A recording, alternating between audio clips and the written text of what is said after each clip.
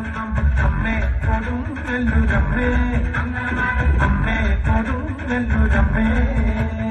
അംബികത കുടകരുതൻ കേട്ടിട്ടാക്കും കോപം വേണ്ടെന്നാണ് അമ്മേ കൊടുങ്ങല്ലൂരമ്മേ